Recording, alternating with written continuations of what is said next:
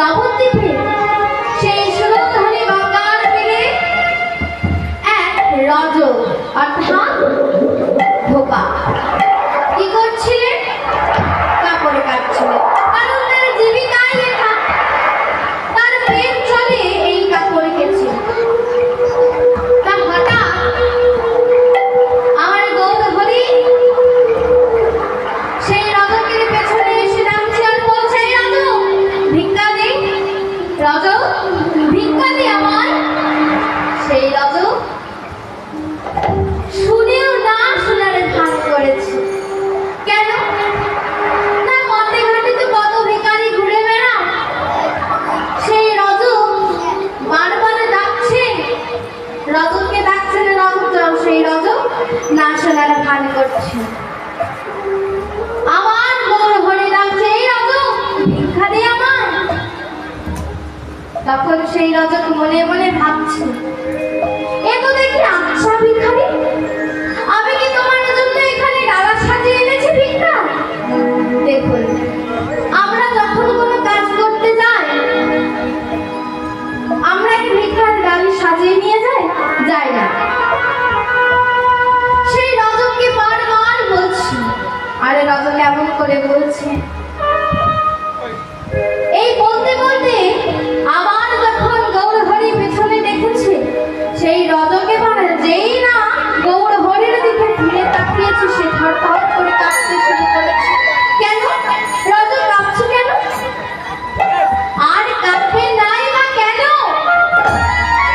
দেখুন, এই যে আলোগুলি জ্বলছে, বৈদ্যুতিক তার, সেখানে যদি আমরা হাত দিই, আমাদের কি আমাদের কারেন্ট লাগবে? তো লাগবে। সে তো ভগবান, তার তো অপারতিক শক্তি, সে তো কাঁপাবেন। সে রজক যেই না পেছনে ঘুরে দেখেছি, দেখে বলছি, আরে তুমি যে সোনার মানুষ, তুমি আমার কাছে ভিক্ষা চাইছো? তুমি সেই সোনার মানুষ? আমি লোকের মুখে শুনেছি এই নবদ্বীপে নাকি একজন সোনার মানুষ আছে, তবে তুমি কি সেই মানুষ?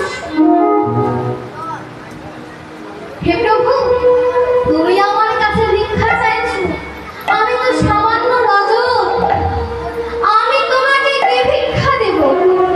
না রজক, তুই আমাকে ভিখারি বলেছিস, তোকে আজ ভিক্ষা দিতেই হবে।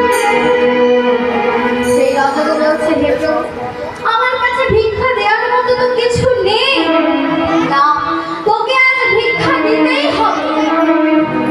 তখন সেই রজক বলছে, হে প্রভু, আমার বলতে তোমার কিছু নেই, এই দেহটাই যা আছে, এই দেহটাই তোমাকে দিয়ে দেব। এই কথা শুনে ভগবান বলছে, রজক তাহলে এই কাপড়গুলি কাচবে কে?